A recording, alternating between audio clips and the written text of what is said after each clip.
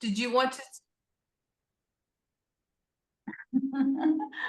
Hi, Alice. So Hello. lovely to see you again. Thank you so much for having me. I really appreciate it, Beverly. This is an honor. So, one of the things we're going to talk about today, which is wow, so big. We live in such a fast-paced world. We're going to talk about how we slow down and tune in and discover the powerful art of touch, which is really your expertise. And it's a practice rooted in mindfulness and intimacy. And as you well know, when one of the core principles of being relational is being relationally mindful, is pausing, taking a Mhm. pause before jumping in with a reaction or an answer. And we're going to look at how intentional touch and that mindfulness can shift the dynamic between partners from disconnected to Yeah. deeply connected, which is very much the work that I do as well between couples. So, whether you're in a long-term relationship or just starting out, this conversation will invite you to rethink physical intimacy, where we'll be going, not as performance, but as presence. And as Emily Nagoski always says, pleasure, which sometimes we think is not, we're not due pleasure. And of course, it's one of our human rights as well. So let's explore together intentional connection.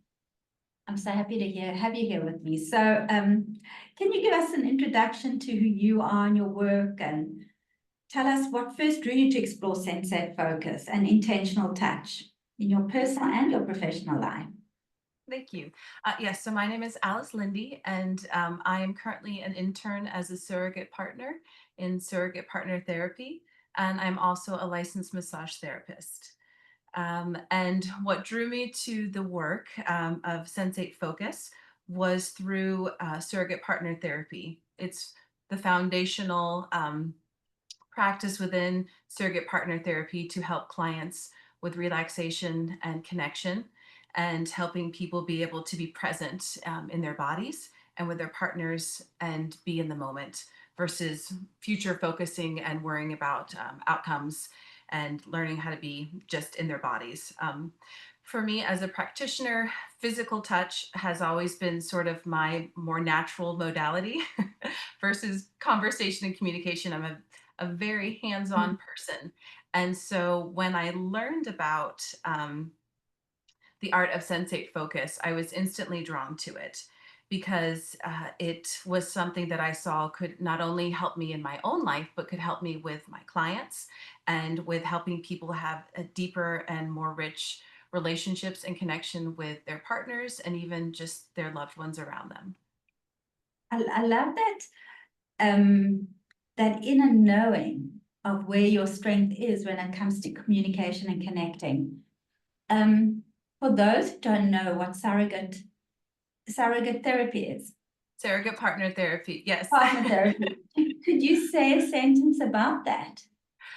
Yeah, so surrogate partner therapy, in a nutshell, is a type of therapy. It's exposure therapy, Mm. working with a designated therapist, either a psychotherapist or a sex therapist, and a surrogate partner when clients do not have a partner, if they are not partnered, or they do not have a partner who is interested in doing the work with their significant other, when there is some form of dysfunction or woundings when it comes to intimacy.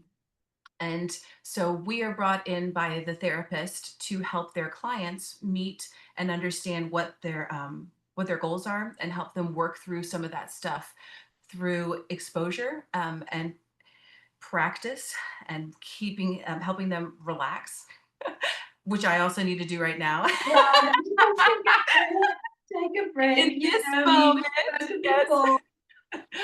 So we help them get grounded in their bodies and help them learn how to feel comfortable with another person, take off the future focusing and really get grounded and centered in their bodies so that they can be aware of what's coming up for them, what the blocks are, and how to help clients.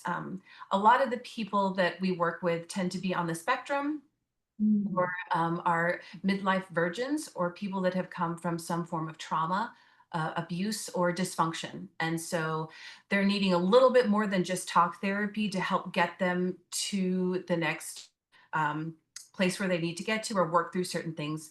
And like I said, me being someone who's hands on, it was like, oh, awesome therapy that isn't just talking. We can actually touch and we can actually work together, but also working in tandem with their therapist the whole time for what comes up for them and how to help them move through those blocks as they arise as we continue to work through whatever comes up for them as we're Right.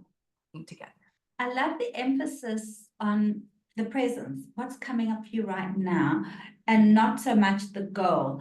I think it was Rich Litvin who said, a goal is not a place to get to, it's a place to come from. What Mm, I understood what he meant was, if I think I'll be happy once I have fill in the blank, that mhm, partner or that job, I'll be happy then. I need to show up as happy already in my life and I'll start attracting that. And that is the presence-based work that I think that you're doing.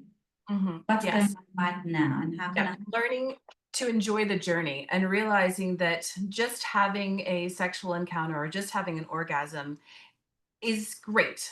But there's all of this wonderful stuff along the way that builds connection, that builds intimacy, that brings pleasure for not just yourself, but also your partner and helps build intimacy. And part of what we do is help teach them that there's so much more to sex than just penetration. That there's a whole world of beauty and connection and pleasure available to you at your fingertips if you can just learn to be present and relax and enjoy. Beautiful. So how has your own understanding of touch evolved through your work in massage and body-based practices? It's interesting because being someone who's been touch based my whole life, there was a component that personally felt like it was missing for me. And Mm. um, I heard multiple times, just take a breath, relax, pay attention to what you're feeling. But I didn't quite understand how to do that. And so it was one thing to have someone say, well, you just relax, just bring your mind back. But it was another thing to have someone teach me how to do that. And so, and like I said, being that that's my foundation to begin with is touch, it really helped take it to a whole nother level for me with connecting with a partner in an intimate setting, just in my own personal life. But then even translating into massage, it took it to a whole new level of being able to be present with my clients and being present with their bodies and really being able to be in tune with what was coming up for me, what I felt with their bodies and being able to be intuitive through touch and also to stay present because all of a sudden there's so much more information for me to bring my awareness to and my attention to when I'm giving massage and I'm helping clients work through physical issues. So it brought a whole different level of me being able to truly be present, and it took away performance. It helped me really realize that I'm not just providing a service in the world of massage, that I can actually enjoy this as well. And my enjoyment of giving the massage translates also back to the client. And so it's this beautiful harmony of touch being something that is both given and received, and that it's not just one sided. Right. I love that because I've sometimes wondered when I've had my own massage and there's so much silence, what is going on for the therapist? And it's so nice to know that you're in your almost in your own meditative Mhm. state. It's not Yes. a lonely place. No, no, not at all. And Sensate Focus helps me be able to be truly fully present with their bodies the entire time. And when my mind does wander sometimes, I know how to bring it back and the ways to engage my brain and to engage myself with the interaction of their body in different ways that doesn't feel so mechanical.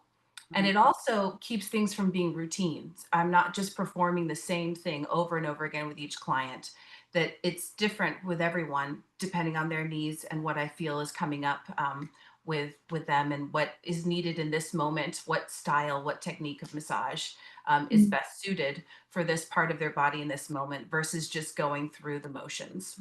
right. I love that. That's so you've spoken about how intentional touch can be nurturing in Mhm. essence, and calming and not just erotic. Um, can you share how this would show up the nurturing aspect in everyday relationships, such as I was thinking especially about your children, and I know that you have an aging mom who lives with you or Yes. friends. How does it show up for you? Yeah. So for me, I do have children that are all very touch based as well. There's definitely a lot of touch that happens in our home naturally. And because of that, sometimes there tends to just be a disconnect. We're just kind of going through the motions. But I've learned that if I take a moment to even think about if, my youngest is cuddling and watching a film next to me, that if I'm gently rubbing his back, um, that if I bring my awareness to what I'm doing and I actually draw my attention there, that I'm connecting with him and he feels the difference and I feel the difference. And it can be really beautiful to all of a sudden pay attention to the texture of the skin, the Mm, temperature, the variances in the way that the veins feel or the muscles and the bones. And it's it's a whole nother way of being present because instead of just absent-mindedly kind of like how you pet a dog, it's it's very different when you intentionally go, oh wait, I'm going to be here connecting right. with you in this moment, and gently touching someone's back or holding someone's hand. uh, Unfortunately, in our current culture, we so often associate touch with sexual, or that if we Mm, start to touch, it has to go somewhere. It has to mean that something else is going to happen down the road. And oftentimes we shy away from physical touch with other people because of societal pressures or trauma or things that we've experienced in our past. And so learning to sort of let that go and just be present can be really huge. With my mother, it can be that intentional reaching out across the table to take her hand, or allowing myself to take her arm and just being with her. It's it's a full presence that's different when you intentionally become aware and allow yourself to be present in that moment with somebody through touch. that's beautiful. Um, so I'm just wondering, I love that what you said, especially about your mother and your son, actually, that if we were to hand out some tips Mhm. today, what are some simple ways that people can begin practicing more presence and intentional touch with their partners or loved ones? I like you said, Mhm. sitting on a couch watching a movie together, Mhm. stretching across a dinner table. I would say when it comes to being intimate with a partner, actually setting aside time to Mm, say, this is what we're going to focus on and this is all we're going to do. We're going to take the pressure out of any expectation of the future. And this is just about being present here in this moment. Number one is huge because it helps us not fear based, and it helps us not to anticipate. And it helps us go, okay, all that is being required of me and being asked of me in this moment is just to be with my partner and to enjoy exchanging touch. And with Sensate Focus, it's really about the beginning phases of Sensate Focus is nurturing, connectivity, and connection building. So we're building trust with one another that what we are requesting and asking will be heard and will also be honored. So we set boundaries in touch. And at the very, very first stage, we don't even start with in touch with people. We start with inanimate objects, and we mm, practice just feeling what we feel, not identifying, oh, I'm holding a pen or I'm holding a rock, but actually paying attention to the weight and the feel and the texture and using different parts of our hands to feel, because a rock's not going to judge you if you're doing it right or not. There's safety in being able to just be present in that way. And then we will shift to something as simple as a hand caress, and most of these exercises in the beginning stages are done with our eyes closed mm, and in silence. So we're not talking during that time.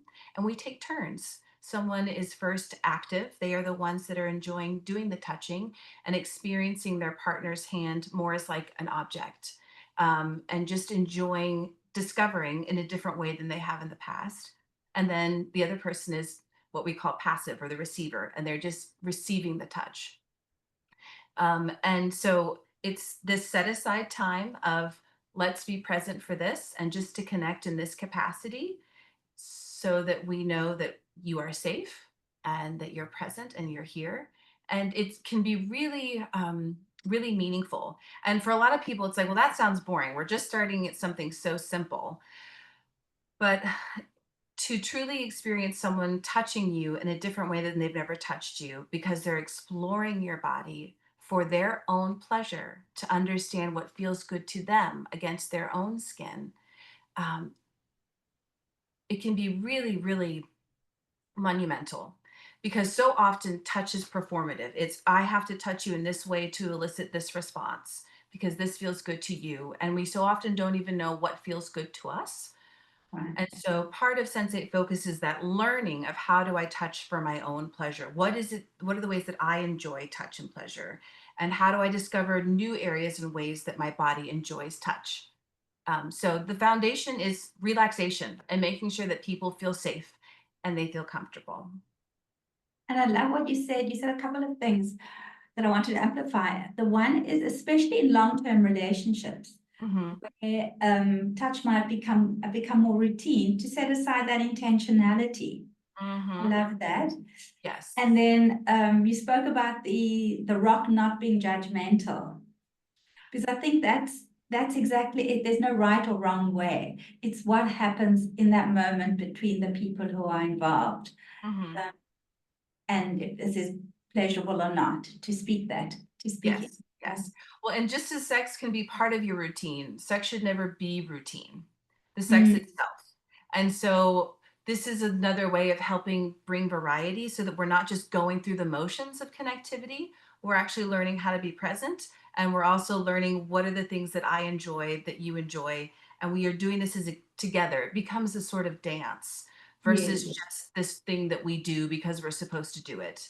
And it can create whole new levels of awareness and connection for people. Oh, that's beautiful.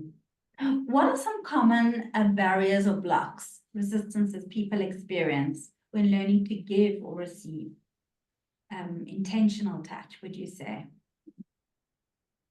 A lot of times it is future focusing and worrying about what's coming next. So a lot of it is just helping them to relax. Some clients and some people have never received safe touch where they've been able to express this is what I'm comfortable with and this is what I'm not comfortable with. And so oftentimes it's even learning how to express that they feel safe and that they Mm, can actually relax into it. All of our exercises before we begin the work starts with relaxation to get grounded because we don't want our clients to be above a 4 on the anxiety scale because it's very hard for our bodies to enjoy pleasure if we yeah. are anxious and if we are holding and clenching in any capacity. So we're always trying to help relax and release. And so for a lot of clients, it's really getting through some of those barriers sometimes of just being able to receive and feel safe in receiving and being able to communicate what they need and what they want. And Um, that heals the relational trauma. yes, I yes. see. Beautiful. Beautiful. So have you found that clients experience emotional shifts during sessions centered on presence and touch? Um, can they moving from anxiety and Mhm, being contracted, mhm. to being calm and letting the other in, learning to trust? Yes. And that varies with every person. There are some clients that are able to shift through the phases of the work rather quickly Mm, and progress at a faster pace, and others it takes time because that trust with the surrogate has to build, so that we know that hey, we're both here together. We're working as a team. we're communicating on what feels good. And at any time, you're allowed to say, hey, I need to stop for just a second. So they are acknowledged that their voice matters and that they will be Mhm. heard and that they will be acknowledged and respected, and that we're not going to take things personally. Um, and know that a no doesn't mean a rejection. It can mean a I'm not okay in this place right now. And we create space to talk about what's coming up for the client. And I've had even, clients on the massage table that have had stuff that emotionally comes up for them while they are getting massage. And so to learn to be present for them when that stuff sort of happens and allow space for them to even feel that they can process some stuff is a beautiful honor that happens sometimes with some clients, that they feel that they can work through some stuff that's coming up for them just because another person is being fully present with Wow, them and their bodies in that time and space. that's such a gift, the presence. Hmm. There's some lovely things that come up in my work too. The one being when your partner says not now to anything, it could be, I don't want to go out for Chinese tonight. Hmm. Not, I never want to go out for Chinese, as we sometimes think. And I try and encourage the partner who received that, this is a micro disappointment. It's Mm-hmm. just for tonight. Maybe tomorrow night you will go out for Chinese, and maybe tonight you'll go out somewhere different, or maybe you won't. It's okay if your partner says, I'm tired. And the other thing is that you brought up that is highlighted with my work as well with couples is relationships aren't safe, but they can be secure because you need to take a risk to become close. There's Yes. no vulnerability in complaint that's keeping someone at distance. You need Hmm. to take a risk, and in order to take a risk, you need to feel safe. And when Yes. you take that risk, you can deepen a connection. Absolutely. I see that these parallels, and it's so lovely to know that not everybody will respond to the way I work with the talking, and that Hmm. there's it's such a range of Yes. how can we help couples heal and come back together again. Yes, all of us are wired so differently. And so it makes sense that there are some people that we can hear things all day long, but sometimes there's some of us that need to actually practice it. And that's where surrogate partner therapy really comes in. And we get to help clients actually walk through and practice these skills when they don't have the opportunity to do it out in the real world. And it's a safe environment where they're working with their therapist, and they're working with me. So everything is, in this very specific, safe environment for them to practice this stuff, so that they can build those skills and go out in the world and have meaningful, deep connections with, significant others and their loved ones around them. I mean, and, if we look at just the human experience, we come in this world, and one of the first things that we do is we take that baby and we put it on its mother's chest. um, and when we leave this world, most people would love to have their dearest, family members close to them by their bedside, holding their hand. And so we come into this world and we go out of this world with touch. So touch is a deeply important part of our lives. For some people, they need it, and other people, they want it. And Yeah, it can be very different in the way that we associate with it, but the reality is that touch is important. We know even with pets that there is a natural physiological reaction that happens for us when we pet an animal. It benefits them and it benefits us. And so being able to engage with a human being and have touch, and it not always be about erotic, but it be about connection and about nurturing, um, and closeness, is really important. And so, one of the biggest things that we are teaching clients to do in Sensate Focus is that this isn't all about the erotic. Erotic can be a part of physical touch, but closeness and connection and intimacy through touch is something that is incredibly powerful, and it is actually calming for your nervous system, and it's connection building, so that when that more erotic part of your life does come into play, you feel more comfortable and more confident and more aware in your own capacity for touch, that you can be more present in a different way, and just be with your significant other in a capacity that isn't so much, oh well, we failed, we didn't get to the orgasm, everybody didn't come, so it wasn't a success. And it's like, no, look at all these other parts that along the way brought such beautiful pleasure for both of you. It was a success because you were present. Right, We tend to discount so much of the middle part of connection and only right. focus on the erotic. And so trying to help people feel and build confidence in just touch. And some of the really basic stuff that we can help people do is even just taking a moment in our everyday life, like if you're washing your hands, to just pay attention and notice the temperature of the water, the soapy bubbles on your hands, or when you're brushing your teeth, drawing and allowing your awareness to come to what it is that you're feeling and just being present in those moments of the routine, and enjoying sensation in a different capacity that maybe you haven't in the past before. That's so lovely. What really jumps out at me is a practice that my husband and I practice, and I encourage my clients to, is a practice of gratitude. Mm-hmm. At the end of the Yes. day, we close with sharing what we're grateful for in that day. And I just find that it helps. We note it's done this to notice what's happened in the middle of the day. We Mm-hmm. don't have to wait for the end of the day. Did you express some gratitude when that happened to you? Yes. Um, That's awesome. and that's what I'm hearing from you, to notice there's so much beauty, as you say, on the journey, Mm-hmm. not Yes.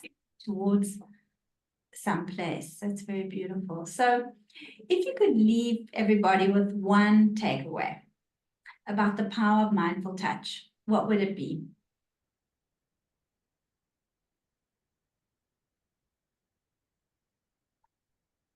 That it's deeply worth the time, Mm, because I've seen how much it's helped transform not only my life, but my clients' lives and even the lives of the people that are close around me. And it's helped me be able to interact with people in a different capacity that brings deep fulfillment and connection. And it can be so simple. And so often in life, we overcomplicate things. mhm. And so to just start to realize that, as you said, coming back to that pleasure piece, that sometimes we feel like we don't deserve pleasure. Um, Realizing that there's beautiful pleasure available to us at every moment, even from a personal level, without touching another person. Even if you're driving in your car and you're holding the steering wheel, and you notice the fabric on the back of your arm from the chair, or the way that your fingers feel around the steering wheel, or the breeze coming through the window, that there is an amazing amount of pleasurable sensation available to you at any moment if we can just take a second to breathe and to be present. And it can help ground us and calm us, and help us be more centered people just from being present. Beautiful, because connection is actually our birthright. And Mhm. as you mentioned, it's not a luxury item. I always tell clients, I'm not selling you a luxury item. It is good for your health. It's good for your health, for your creativity. A good relationship or a harmful relationship is as bad as smoking, I think, a pack and a half of cigarettes a day. This is black and white research. Yes, yes. Will gain extra years from a healthy relationship. Doesn't mean it's always easy. It's Mm-mm. not black and white, good, bad. It's not Facebook beautiful, but it's your right. And it's also the legacy we pass on. Very How to true. be in healthy relationship.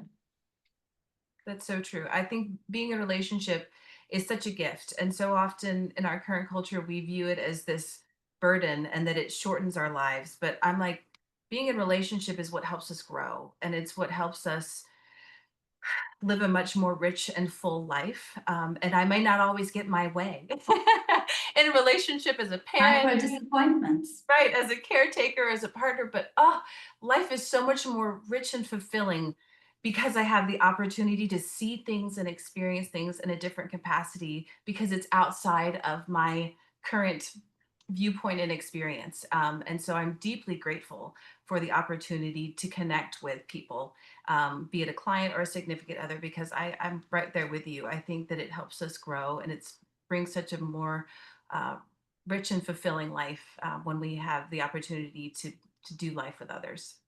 Beautiful. Thank you so much, Alice, for being with me today. Absolutely. Thank you so much for having me, Beverly. It Been was such a a pleasure. pleasure. Thank you. Mhm. Bye. She want to stop.